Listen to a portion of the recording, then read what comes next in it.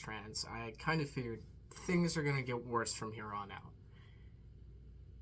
It used to be somewhat acceptable when I was in middle school, maybe even at the start of high school, towards the start of COVID. Yet, I'm forced to deal with people hating my community or attacking my trans siblings for no reason, just simply existing now. Due to the political climate, I feel it's important for me to not only be a trans figure who wants to talk about hockey, but also be a trans figure who talks about being trans and politics. So, I'm going to start this video off by saying, hi, my name is Brad. I'm a 20-year-old trans guy from Missouri. This is my trans story. This video is going to be personal, unlike all the other videos out there, because I just want to share my experience. I don't have clean memories of growing up and being dysphoric. The most I remember is always thinking of myself as a boy, always playing with the boys at preschool or kindergarten. All of my friends were boys until I kind of came to terms and recognized that the society viewed me as a girl. And I would always be a girl to society. At least that's what I thought in my head. I never thought of my gender seriously until about middle school. It's 2016, rise of Trump, peak of the anti-SJW moral panic, and it was super easy to fall into. Everyone my age did it.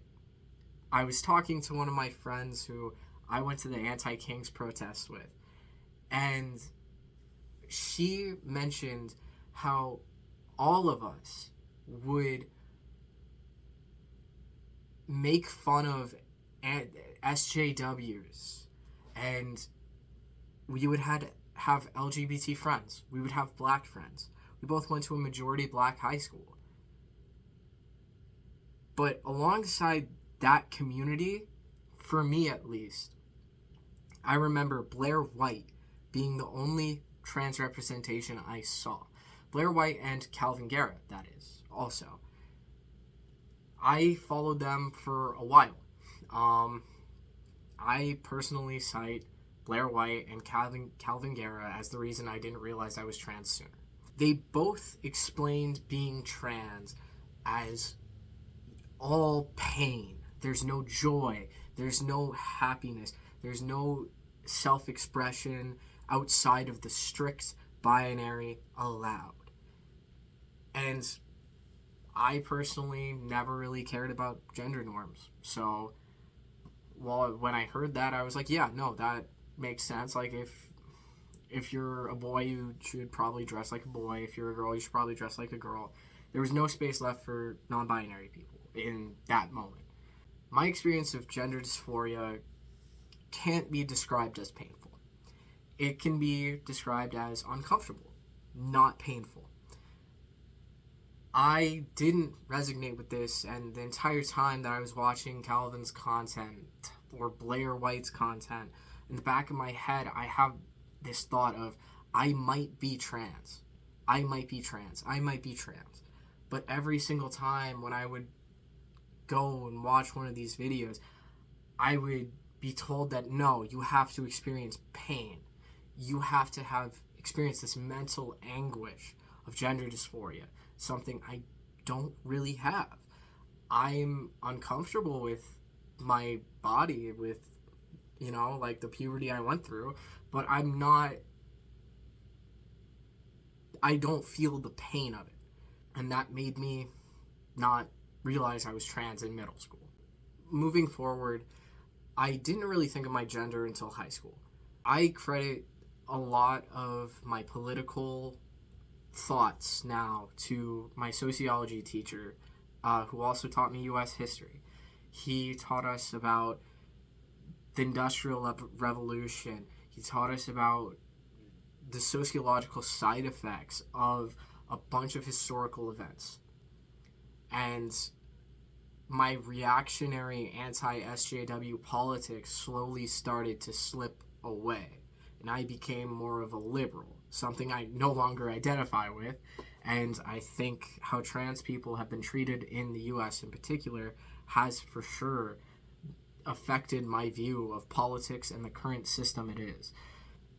I would also as I mentioned, I signed up for his sociology class during COVID, and that also helped push myself more towards socialism rather than liberalism.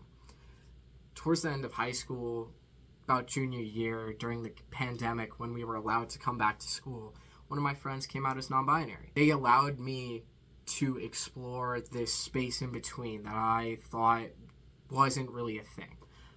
While I do consider myself a trans man, I think gender is stupid. I hate labels when it comes to gender. I do consider myself a trans man. I just think that it's stupid. I explored my gender identity. I got my first haircut, which I'll put on screen, which I actually asked if you're a Bruins fan here, which I'll assume you might be because I plan on talking about the Bruins mostly. I got my hair cut and my reference was young David Pastrnak, and I still want his hair. I used any and all pronouns, and I just kind of went for gender ambiguity rather than taking a hard stance. And I still kind of hold that stance of like, I'm a trans man asterisk, and the asterisk might be internalized transphobia, but it also is just, I really don't care about gender enough to like break it down. Like, I'm a very masculine person. I've always been a very masculine person. So like, I don't care. Like, I'm whatever. Like, trans mask, like agender, whatever. This is how I feel comfortable presenting myself. I don't care. I'm just me, and I want to be a guy. So, or look like a guy. So, and play men's hockey. So, yeah, call me whatever you want. But one thing that I made, along with like the decision of coming out, was, and like realizing I wanted to present myself more masculine, was the question about HRT. For me, I wanted to get on testosterone for one reason, and that was my period. I hated it. It made me uncomfortable. It made me dysphoric. It didn't like make me like feel mental anguish. Like, it wasn't ever mental anguish. It was always, can this stop, please? Like, that's always what it was. And for me, I also didn't want to go through high school being a senior in high school, going through a second puberty. And that ended up not happening. And if you're familiar with Missouri politics or just right-wing politics in general, you're probably aware of their stance towards trans people. Trump spent millions of dollars talking about trans people. So I guarantee you know something about Republicans' policy towards trans people. And I also came out to my doctor around this time. She recommended me to Washington University. And if you're trans and you follow Aaron in the Morning or any other trans news outlet, that name will probably sound familiar. And the reason being is about a year after I decided I don't really want to go on T until I'm done with high school, so that I'm not a senior going through puberty, a whistleblower came forward claiming kids were being rushed into HRT or puberty blockers. Little tangent here, but I think that this tangent is important. I don't believe any of these claims. I've been on the wait list for Washington University for just about 3 years now. I find it hard to believe anyone's being rushed into care, because if they were, I would have been one of the first people to get it. Also, just a general question for anyone who's like, oh, maybe not trans kids. How long should trans kids have to wait before it becomes acceptable for them, their doctor, their parent, to give informed consent. Because a lot of the times, it's not instant. Like, when I came out as trans, as I said, I kind of made the internal decision of, I want to wait until I'm done with high school. But also, how long should be acceptable for trans people to wait before they get access to their care? Should it be until all their mental health illnesses or mental illnesses have resolved themselves? Because that's not something that's possible. If you are depressed, you're probably going to be living with that depression forever. If you have anxiety, you're going to learn how to cope with it, but you're also going to have to live with anxiety still. I don't understand where transphobes come from, or where people come from, when they say oh, you can't give informed consent because of your mental health. But at the same time, transitioning does improve mental health. So if you want someone who's depressed, who's trans, also to be less depressed, one of the best things you can do for them is to get them on HRT. And on top of that, give them depression treatments, give them coping mechanisms and all that stuff via therapy. Now, I also want to go on another little side tangent of this. If I have been waiting for 3 years to access gender-affirming care, what do you think that process is going to look like for me? I've held a consistent gender identity of I'm transmasculine at least for about 3 years. What's the doctor gonna say to me if I was to go to my first consultation with someone at Washington University? Are they gonna go, oh no, come back in a little bit. Come back in 3 months. Come back in 3 months if you still feel this. Also, you're holding trans care to a separate level. Because if you go to your doctor and you say, oh, my knee hurts, there's something wrong with my knee, and your doctor says, okay, let's wait 6 months, and then I'll check out your knee and see if it still hurts. That's not productive. That's not a productive time of your doctor, and that's not appropriate for you. That's not appropriate care. You're, seriously, it doesn't make any sense. This line of argumentation of, oh, you have to wait, doesn't make any sense to me, because, okay, I've been out for 1 to 2 years now. Shouldn't it be faster for me to get on T? Back to the awkward situation from Missouri. So, Attorney General Andrew Bailey took this whistleblower's claims seriously because he already has his mind made up about trans people. He believes that we don't exist, we don't have a right to exist, and we need to conform. So, he decided to make gender-affirming care inaccessible, or at least attempt to make it inaccessible for trans people. I don't remember everything about this. And because I'm primarily telling my story, my anecdote, I really don't have the patience to look up everything that was included in this. He set precautions for what someone needs to be screened for before they get gender-affirming care. 2 of the things I remember very well: autism screenings, and for transgender youth, social media addiction screenings. And I also remember it had a grandfather clause. So if you were already on hormones before this executive order took place, you were fine, you were good to go. I just want to point out that I say it would have made trans care inaccessible. I want to point out why. Autism screenings are super expensive in America.